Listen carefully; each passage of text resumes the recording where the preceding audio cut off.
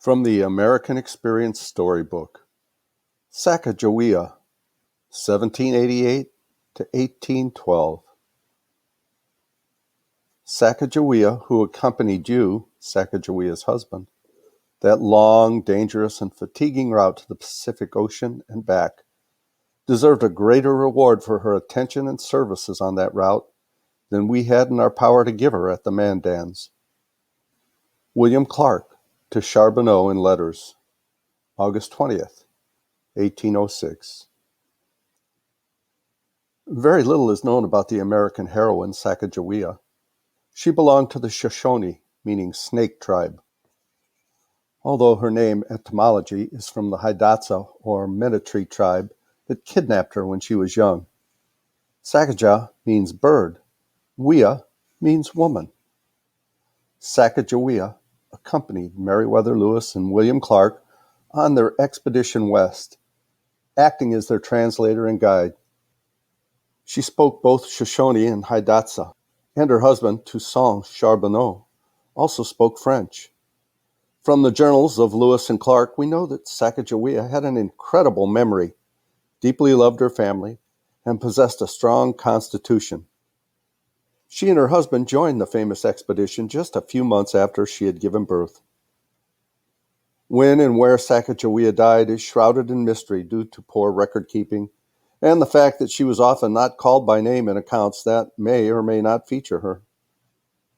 Without a doubt, she played a vital part in the success and scope of Lewis and Clark's influential journey.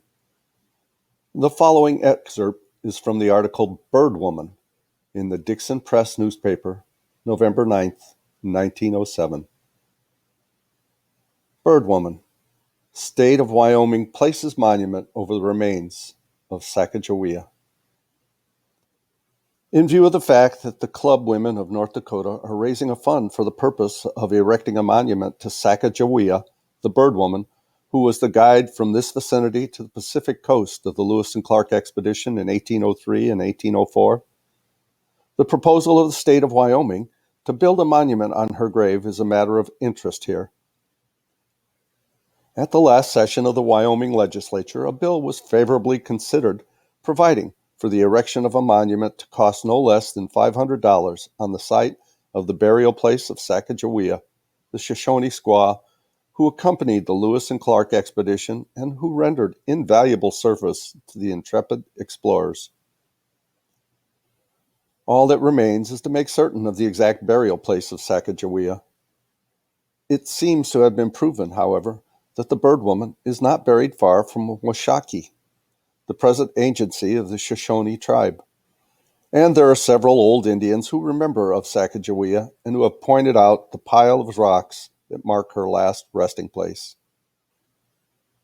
Sacajawea was not buried on a scaffold, but according to all the reliable testimony that has been gathered, the faithful squaw was given a Christian burial by her husband, a French scout. And the pile of rocks over her grave keep off the coyotes and wolves that infested the plains' burying grounds. Monument to her memory. When the state of North Dakota honors Sacajawea, the bird woman will have more monuments than have ever fallen to the lot of any squaw, excepting Pocahontas. When the Lewis and Clark exposition was suggested, the part played by Sacajawea in the overland expedition of the white men aroused keen interest among the women of the United States. It was proposed by the women of Oregon to erect some memorial to the only woman of that history-making expedition. So Miss Alice Cooper, a Denver sculptor, was commissioned to evolve a suitable monument. The young sculptor evolved a work that has been pronounced a masterpiece and that awakens the admiration of thousands of tourists who visit Portland. The squaw with a papoose clinging on her back is seen pointing at some distant object, just as the Lewis and Clark journal describes the way in which she pointed out many a mountain pass that made travel easy for the explorers. While the memorial at the squaw's grave will not be so costly or imposing as the Portland monument, it will at least afford an appropriate marking place for the grave of this remarkable woman. Her romantic career.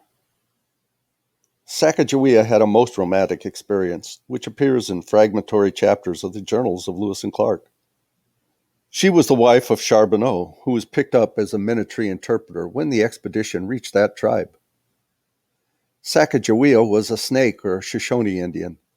She had been captured by raiding Minnetrees and had been sold as slave to Charbonneau, who brought her up and later married her. When the expedition left the Minnetrees, Charbonneau and Sacajawea were taken along. The captains were fearful at their reception at the hands of the powerful Shoshones and desired someone to act as an interpreter when the tribe was reached. Sacajawea was taken along for this purpose. She had given birth to a child while the expedition was in the Minnetree stronghold. But with customary Indian hardihood, the young mother faced all the perils and hardships of the journey. Sacagawea's meeting with her own people is thus described in the journal. On setting out at 7 o'clock, Captain Clark with Charbonneau and his wife walked on shore, but they had not gone more than a mile before the captain saw Sacajawea, who was with her husband, 100 yards ahead, begin to dance and show every mark of the most extravagant joy, turning around and pointing to several Indians whom she now saw advancing on horseback, sucking her fingers at the same time to show that they were of her native tribe. We soon drew near the camp, and just as we approached, a woman made her way past the crowd to Sacajawea, and, recognizing each other, they embraced one another with the most tender affection. The meeting of these two young women had in it something peculiarly touching, not only in the ardent manner in which their feelings were expressed, but from the real interest of the situation. They had been companions in childhood in the same battle with the Minnetrees, and they had been taken prisoners. They had shared the same rigors of captivity until one had escaped from the Minnetrees with scarce a hope of ever seeing her friend released from the hands of her enemies. After a conference with the chief, Sacajawea was sent for as an interpreter, and the journal continues. She came into the tent and sat down and was beginning to interpret, when in the person of Shinawait, she recognized her brother. She instantly jumped up and ran and embraced him, throwing her blanket over him and weeping profusely. The chief himself was moved, though not to the same degree. After some conversation between them, she resumed her seat and attempted to interpret for us. But her situation seemed to overpower her, and she was frequently interrupted by her tears. After the council had finished, the unfortunate woman learned that her family was dead except her two brothers, one of whom was absent, and a son of her elder sister, a small boy who was immediately adopted by her.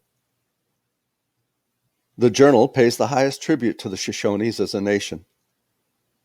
This powerful tribe, whose friendliness Lewis and Clark especially desired, might not have been so favorably disposed toward the adventurers had it not been for the young Snake woman who accompanied the expedition. But her work as an interpreter was only a small part of the service this remarkable woman rendered Lewis and Clark.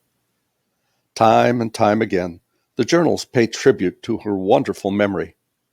As a child, she had wandered over much of the wilderness which was then unknown to white men, and she seemed to remember every trail, every pass, and every landmark in the wild country through which the expedition traveled.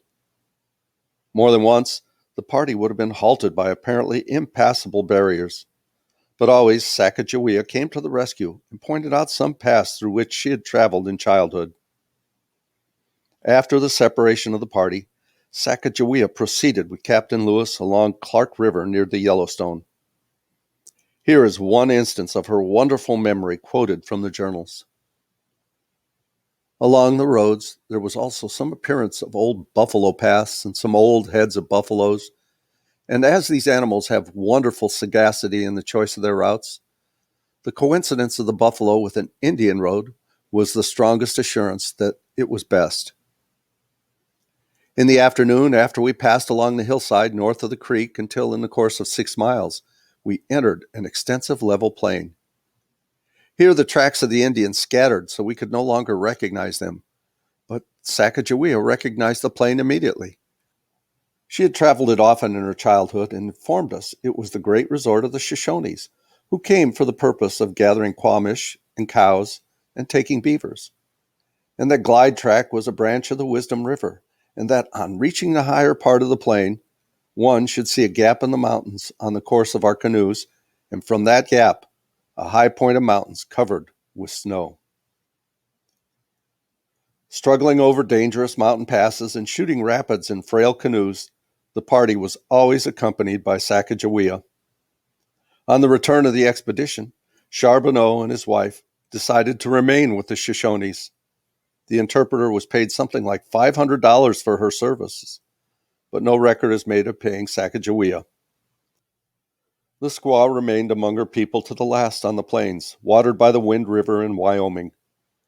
Here, the faithful bird woman died, and it is only fitting that her grave should be marked as the state of Wyoming proposes. Hey, please reach down, click like and subscribe, and leave a comment below. We'd love to hear from you. I love you guys. As Tigger says, ta-ta for now.